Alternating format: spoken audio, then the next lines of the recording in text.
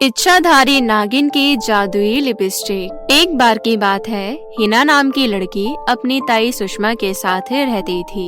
हिना के माता पिता की मृत्यु बहुत पहले ही हो गई थी। तब से ही हिना अपनी ताई के साथ रहती थी, लेकिन ताई हिना पर बहुत ज्यादा अत्याचार करती थी। एक दिन की बात है, ताई हिना से कहती है, सुन लड़की, बाजार से जाकर सब्जियां लिया। घर में सारी हरी सब्जियां खत्म हो गई है। जल्दी जाओ और जल्दी वापस आना। और हाँ, सब्जियां सारी फ्रेश होनी चाहिए, नहीं तो तेरी खैर नहीं, समझी? ठीक है ताई, मैं सारी ताजी सब्जियां खरीद कर लाऊंगी। आप मुझे पैसे दे दीजिए। ये ले पैसे। वापस आने के बाद तुझसे एक एक पैसे का हिसाब लूंगी। 1 रुपए भी ज्यादा खर्च किए ना, तब बताऊंगी मैं तुझे। उसके बाद हिना पैसे लेकर सब्जियां लेने चली जाती है। हिना को बाजार जाने के लिए जंगल से होकर गुजरना पड़ता था। वापस आते आते उसको रात हो जाती है। रात को जब हिना जंगल के रास्ते से वापस घर आ रही थी, तो उसको बहुत डर लग रहा था। वो किसी तरह हिम्मत करके आगे बढ़ती है। तभी उसके सामने एक बहुत भयंकर चुड़ैल आ जाती है और वो हिना पर हमला कर देती है। अपनी जान बचाने के लिए हिना जोर जोर से चिल्लाने लगती है, अरे कोई बचाओ मुझे, वरना ये चुड़ैल मुझे मार डालेगी। अरे कोई मेरी मदद करो, प्लीज मुझे कोई बचा लो। कोई है? भगवान के लिए मेरी मदद करो, ये चुड़ैल मुझे मार डालेगी। तभी हंसते हुए वो चुड़ैल कहती है, तेरे चिल्लाने से कोई फायदा नहीं है। सूरज ढलने के बाद यहाँ कोई नहीं आता, और वैसे भी तुझे डरने की कोई जरूरत नहीं है, क्योंकि आज मेरा पेट भरा हुआ है, इसलिए मैं तुझे नहीं खाऊंगी। पर मुझे इंसानों की आंखें बहुत पसंद है, इसलिए मैं तेरी दोनों आंखें निकालकर अपने पास रख लूंगी। नहीं नहीं चुड़ैल, मुझ पर दया करो, मेरी आंखें मत निकालो, मुझे छोड़ दो। अपनी बकवास बंद कर लड़की, तू मुझसे नहीं बच सकती। अब मैं तेरी आंखें निकाल कर ही रहूंगी, चल मेरे साथ। उसके बाद चुड़ैल हिना को अपने साथ उड़ाकर अपनी गुफा में ले जाती है और बेरहमी से उसकी दोनों आंखें निकालकर उसे बाजार की सड़क पर फेंक देती है। बेचारी हिना लोगों से मदद मांगते हुए किसी तरह अपने घर तक पहुंच जाती है। घर पर हिना की ताई उसे इस हालत में देखकर कहती है, सत्यानाश हो तेरा कलमुही, तेरी ये हालत किसने कर दी? तेरी आंखें किसने निकाल ली? ताई मैं आपको क्या बताऊं, मैं सब्जियां लेकर जंगल के रास्ते से वापस आ रही थी। वहीं पर जंगल वाले चुड़ैल ने मुझ पर हमला कर दिया और मेरी आंखें निकाल कर ले गई। मेरी तो जिंदगी बर्बाद हो गई ताई, अब मैं क्या करूंगी? मुझे कुछ भी नहीं दिखाई दे रहा है। ताई मुझे प्लीज डॉक्टर के पास ले चलो, मुझे बहुत दर्द हो रहा है।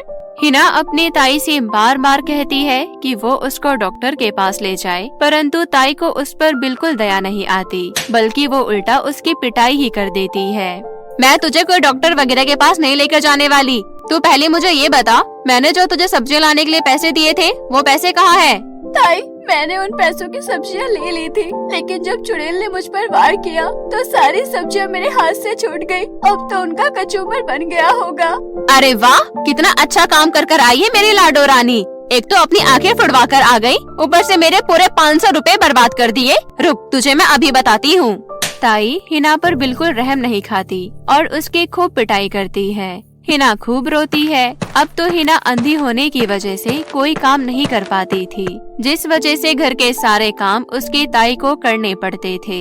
एक दिन सुषमा मन ही मन सोचती है, अरे ये कलमुही अंधी होकर मुझ पर बोझ बन गई है। अब मैं इसे 1 मिनट भी घर में नहीं रखने वाली, मैं अभी इसे घर से बाहर भगा देती हूँ। उसके बाद सुषमा हिना के पास जाती है और बिना फालतू में उसकी चोटी पकड़कर उसे मारने लगती है और कहती है, चल निकल जा मेरे घर से, मेरे घर में तेरी कोई जगह नहीं है। जब तेरी आंखें थी तब तुझसे मुझे थोड़ा बहुत फायदा भी था, पर अब तो तेरे होने ना होने से मुझे कोई फर्क भी नहीं पड़ता। निकल जा मेरे घर से। ऐसा मत कीजिए ताई, आपके अलावा मेरे इस दुनिया में कोई नहीं है। अब तो मेरी हालत बहुत खराब है ताई, मैं देख भी नहीं सकती। प्लीज मुझे घर से मत निकालिए ना। तू कहीं भी जाकर मर, लेकिन तुझे अब मैं अपने घर में फ्री में बैठाकर नहीं खिलाने वाली। चल निकल जा यहाँ से। हिना की ताई उसको धक्के मार के घर से बाहर निकाल देती है। बेचारी हिना के पास कोई ठिकाना नहीं था और न ही उसे अब दिखाई देता था। बेचारी हिना भटकते हुए दोबारा उसी जंगल की ओर चली जाती है। हिना को पता ही नहीं था कि वो कहाँ आ गई है। वो एक जगह बैठ जाती है और अपनी किस्मत को कोसने लगती है। मैं अब कहाँ जाऊँ? मुझे तो कुछ समझ ही नहीं आ रहा है। लगता है मेरे जीवन की अंतिम घड़ी आ गई है। मुझे तो कुछ दिखाई भी नहीं दे रहा है। इस तरह तो मैं भूखे प्यासे ही मर जाऊंगी। हे भगवान, मैंने ऐसा कौन सा पाप कर दिया था जो आपने मेरी किस्मत में इतना बुरा लिखा है? ऐसा कहकर हिना अपनी किस्मत को कोसने लगती है। तभी वहाँ पर वही चुड़ैल दोबारा आ जाती है और कहती है, अरे वाह लड़की, तू मुझे दोबारा मिल गई। अब मैं तेरी आंखें तो नहीं निकाल सकती, लेकिन आज मुझे बहुत भूख लगी है, तो आज मैं तुझे नमक और मिर्च के साथ खाऊंगी। हा हा हा हा हा हा। क्या क्या कहा तुमने? तुम वही चुड़ैल हो? क्या मैं फिर से उसी जगह पर आ गई हूँ? हे भगवान, ये मेरे साथ क्या हो रहा है? चुड़ैल, मेरी आंखें निकालकर तुमने मेरी जिंदगी बर्बाद कर दी है। मैं अब वैसे भी नहीं जी पाऊंगी। तुम एक काम करो, मुझे खा ही जाओ। कम से कम तुम्हारी भूख तो मिट जाएगी ना। अरे वाह लड़की, तू तो बहुत समझदार निकली। चल, तूने मेरा काम आसान कर दिया। अब मैं तुझे बहुत स्वाद के साथ खाऊंगी।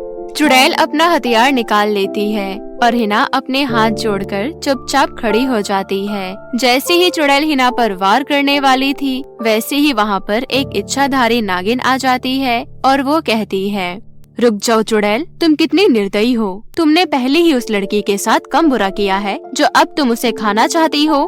नागिन, ये हमारा आपस का मामला है, तू बीच में मत पड़, वरना मैं तेरा बहुत बुरा हाल करूँगी। चुड़ैल, छोड़ दे उस लड़की को, नहीं तो तुझे मेरे जहर का अंदाजा नहीं है। एक बार डस लिया तो दुनिया का कोई वैद्य तेरा इलाज नहीं कर पाएगा, समझी तू? इसके बाद नागिन और चुड़ैल के बीच युद्ध शुरू हो गया। नागिन बहुत शक्तिशाली थी। उसने एक ही वार में चुड़ैल को मार गिराया। चुड़ैल को मारने के बाद नागिन हिना से बोलती है, बेटी, इस चुड़ैल ने तो तुम्हारी बहुत बुरी हालत कर दी है। तुम बहुत जख्मी हो गई हो। मेरे साथ मेरे घर चलो बेटी, मैं जड़ी बूटी लगाकर तुम्हें ठीक कर दूंगी। इतना कहकर नागिन हिना को अपने साथ अपने घर ले जाती है। वहाँ पर वो कई सारी जड़ी बूटियों को पीसकर हिना के चोट पर लगाती है। थोड़ी देर बाद हिना को दर्द से आराम मिलता है। फिर वो नागिन से कहती है, आप कौन हैं? आपने चुड़ैल को भी मार गिराया और मेरी भी इतनी मदद की। हिना के इस बात पर नागिन उसका जवाब देते हुए कहती है, बेटी, मैं एक इच्छाधारी नागिन हूँ। मुझे लोगों की मदद करना बहुत पसंद है और तुम तो वैसे भी बहुत ज्यादा संकट में थी, तो मैं तुम्हारी मदद कैसे नहीं करती। लेकिन अभी मुझे तुम्हारी और मदद करनी है। लेकिन वो क्या नागिन जी? उसके बाद नागिन अपनी शक्तियों से वहाँ पर एक जादुई लिपस्टिक प्रकट करती है और हिना को वो जादुई लिपस्टिक लगाने के लिए कहती है। नागिन की बात मानकर हिना वो जादुई लिपस्टिक अपने होठों पर लगा लेती है और उसके ऐसा करते ही उसकी आंखों की रोशनी वापस आ जाती है। अब हिना अपनी आंखों से सब कुछ देख पा रही थी। उसे बहुत खुशी होती है और वो दिल से नागिन का शुक्रिया अदा करती है। तभी नागिन कहती है, बेटी, ये लिपस्टिक कोई साधारण लिपस्टिक नहीं है। तुम इसे कुछ भी मांग सकती हो, ये तुम्हें सारी चीजें देंगी।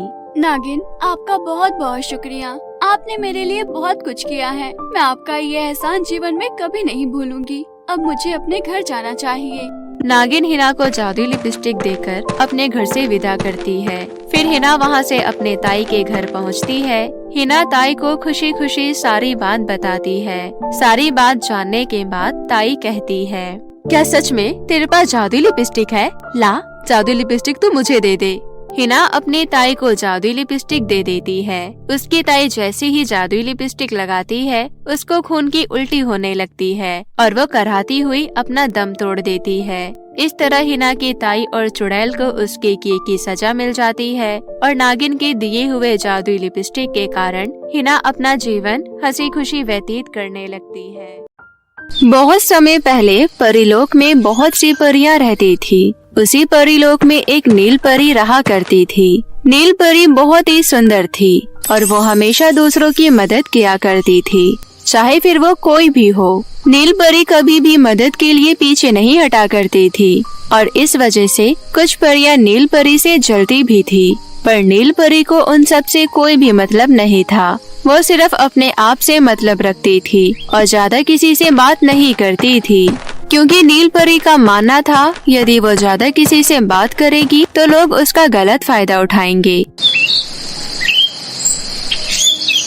एक बार नील परी को परी माँ रीमा बुलाती है और परी माँ रीमा नील परी से कहती है, मैं तुमसे बहुत खुश हूँ क्योंकि मैंने देखा है तुम हमेशा दूसरों की मदद करती रहती हो और कभी भी लोगों की मदद करने से पीछे नहीं हटती हो। और इस बात से खुश होकर मैं तुम्हें एक जादुई फ्रॉक देती हूँ। इस जादुई फ्रॉक से तुम कुछ भी कर सकती हो। ये सुनकर नील परी बहुत ज्यादा खुश हो जाती है और फिर परी माँ रीमा नील परी को एक जादुई फ्रॉक देती है। उस फ्रॉक को पाकर नील परी बहुत ज्यादा खुश हो जाती है और परी माँ से कहती है, आपका बहुत बहुत धन्यवाद जो आपने मुझे ये उपहार दिया। मैं इसका कभी भी दुरुपयोग नहीं करूँगी और हमेशा लोगों की भलाई के लिए ही काम किया करूँगी।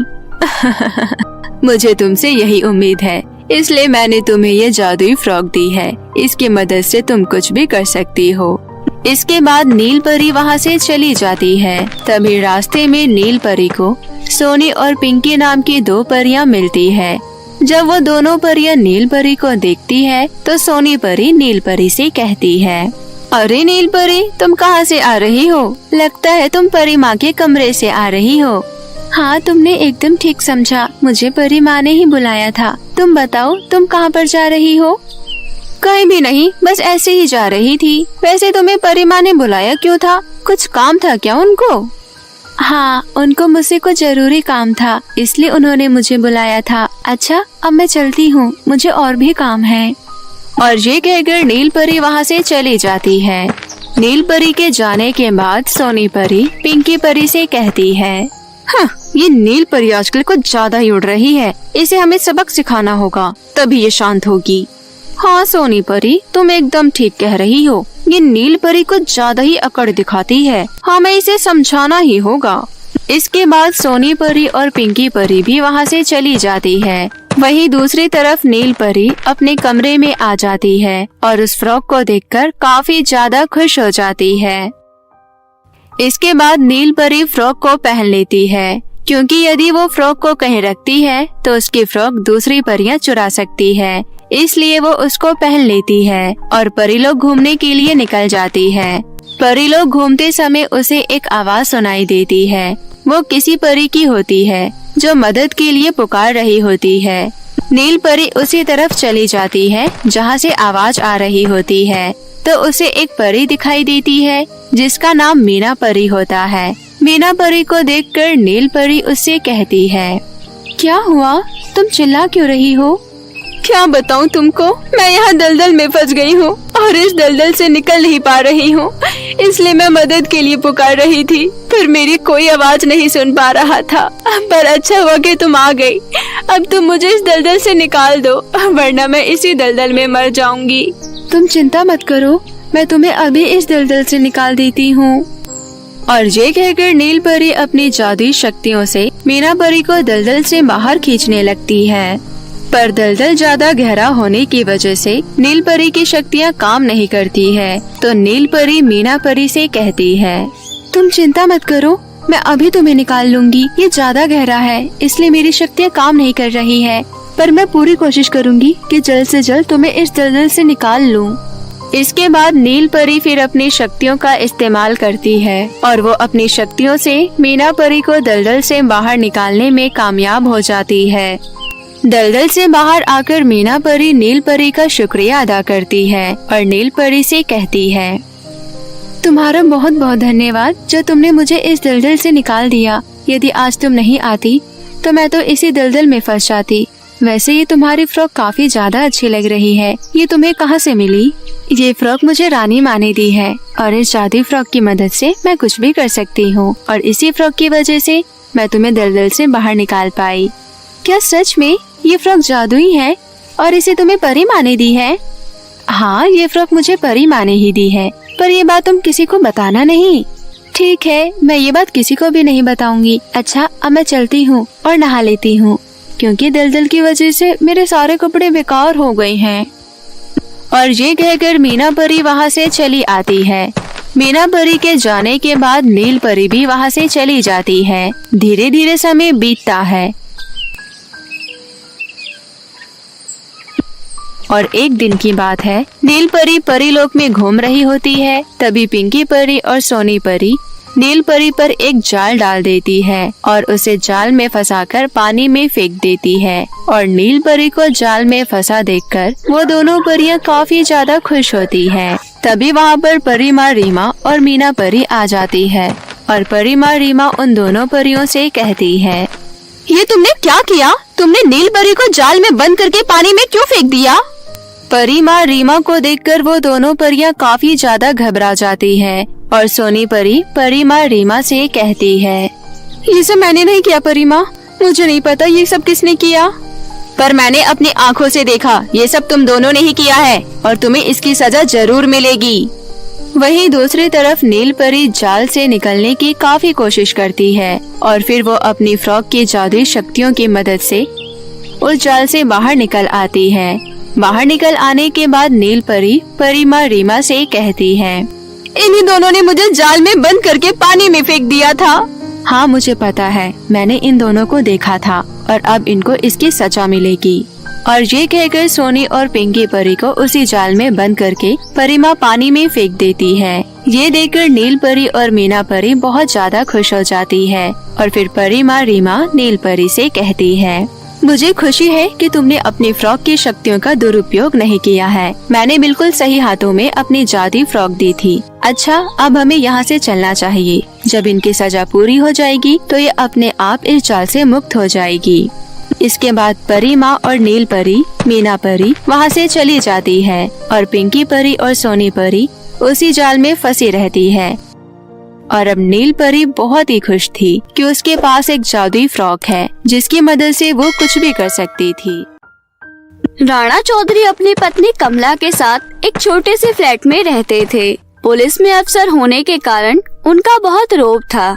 उनका एक बेटा था सुमित, जिसे उन्होंने खूब पढ़ाया। सुमित ने भी बहुत मेहनत से पढ़ाई की और पढ़ाई पूरी होने पर एक मल्टीनेशनल कंपनी में उसकी जॉब लग गई।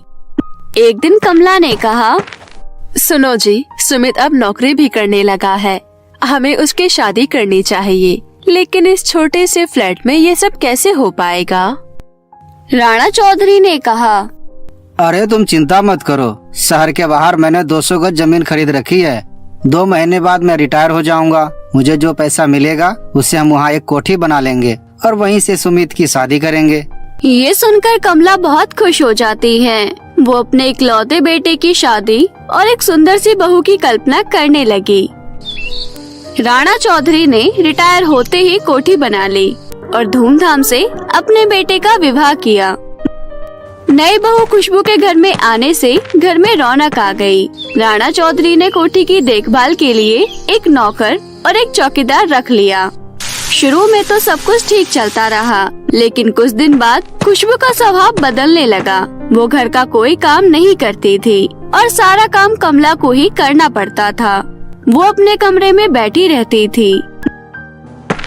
एक दिन कमला ने सुमित से कहा, बेटा, मुझसे अब काम नहीं होता है, खुशबू से कहे वो मेरे काम में मदद कर दिया करे। तब सुमित कहता है, माँ, आप सारा दिन खाली ही तो रहती हो और घर में नौकर भी तो हैं, फिर खुशबू को काम करने की क्या जरूरत है? उसका जवाब सुनकर कमला की आंखों में आंसू आ गए। वो ये सोचकर चुप रह गई कि कहीं सुमित के पापा ने ये सब सुन लिया तो मुसीबत आ जाएगी। धीरे धीरे सुमित और खुशबू का स्वभाव बदलता जा रहा था। सुमित ने अपने माता पिता से बात करना भी बंद कर दिया था। एक दिन राणा चौधरी अपने कमरे से बाहर निकले ही थे कि खुशबू ने चिल्लाते हुए कहा, बाबूजी, आपको दिखाई नहीं देता क्या? अभी अभी नौकर ने पोछा लगाया था और आपने अपने पैरों के निशान बना दिए। कुछ देर अपने कमरे में नहीं बैठ सकते? राणा चौधरी को बहुत गुस्सा आया। पुलिस के इतने बड़े अफसर थे, पूरे शहर में रौब था उनका और घर में इतनी बेइज्जती। उन्होंने कमला की तरफ देखा। कमला ने नम आंखों से चुप रहने को कहा ताकि घर की शांति बनी रहे। राणा चौधरी गुस्से में बाहर चले गए।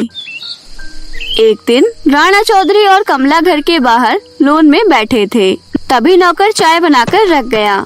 कमला ने देखा कि ट्रे में 3 कप थे। उसने नौकर से पूछा तो नौकर ने कहा, माँ जी, छोटे साहब भी आपके साथ चाय पियेंगे। कमला ने आश्चर्य से राणा जी की ओर देखा और दोनों को कुछ समझ नहीं आया, क्योंकि उनका बेटा तो उनसे कभी बात भी नहीं किया करता था। कुछ देर बाद सुमित आया और उनके पास बैठकर बातें करने लगा। सुमित ने कहा, पापा, आप लोग हमेशा घर में ही बैठे रहते हैं। मैं सोच रहा था कि आप 3-4 दिन के लिए हरिद्वार घूम आइए। राणा चौधरी ने कहा, साफ साफ बात बता, क्या है? तू हमें हरिद्वार क्यों भेजना चाह रहा है?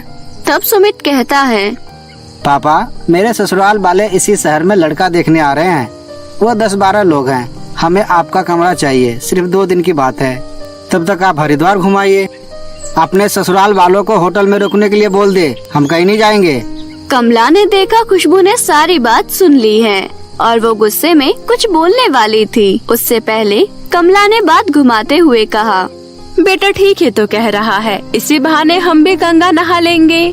ठीक है, तेरी माँ की इच्छा है, इसलिए हम चले जाते हैं। अगले दिन राणा और कमला हरिद्वार चले गए और गंगा स्नान करके 1 हफ्ता बाद वापस आ गए। कुछ दिन बाद राणा चौधरी और कमला सुबह सोकर उठे तो देखा सुमित और खुशबू अपना सामान बांध रहे थे। कमला ने पूछा तो सुमित ने कहा, माँ, हम आपके पास ही आ रहे थे। मेरे ससुराल वाले ने शादी पक्की कर दी है और 15 दिन बाद वो लोग यहीं आकर शादी करेंगे। हम दोनों शादी की तैयारी के लिए ससुराल जा रहे हैं। आप लोग जानते ही हैं कि शादी में कितने लोग आते हैं और वो सब यही रहेंगे। हम उनके साथ अगले हफ्ते आ जाएंगे। आप लोगों के लिए मैंने पुराना फ्लैट साफ करवा दिया है। आप वहाँ रहने चले जाना। शादी के बाद हम आपको वापस बुला लेंगे। अपने ससुराल वालों को बोलो कि कहीं और इंतजाम करे। हमारे रहते हुए वो कहीं और जाएं, ये अच्छा नहीं लगता। कुछ दिन आप भी तो कहीं जाकर रह सकते हैं ना। बिना उनका जवाब सुने सुमित और खुशबू अपना सामान लेकर बाहर चले गए। कमला वहीं बैठकर रोने लगी। 1 हफ्ते बाद सुमित और खुशबू वापस आए तो चौकीदार ने उन्हें अंदर जाने से रोका और एक चिट्ठी उनके हाथ में पकड़ा दी। सुमित ने चिट्ठी देखी तो वो उसके पापा की चिट्ठी थी। उसमें लिखा था, बेटा, ये घर और वो फ्लैट सब मेरी कमाई से बना है, इसलिए मैं अपना घर किसी के लिए नहीं छोड़ सकता। तुम्हारा सामान मैंने पुराने फ्लैट में रखवा दिया है। अगर तुम्हारा मन हो तो उस पे रहो, नहीं तो अपना इंतजाम कहीं और कर लो। चिट्ठी पढ़कर सुमित और खुशबू के पैरों तले जमीन खिसक गई। उन्होंने चौकीदार से पूछा तो उसने बताया वो घर पर ताला लगाकर 15 दिन के लिए हरिद्वार गए हैं। सुमित और खुशबू को अपनी गलती का एहसास हुआ और वो रोने लगी। अपने माता पिता को घर से निकालने के चक्कर में वो खुद ही बेघर हो गए।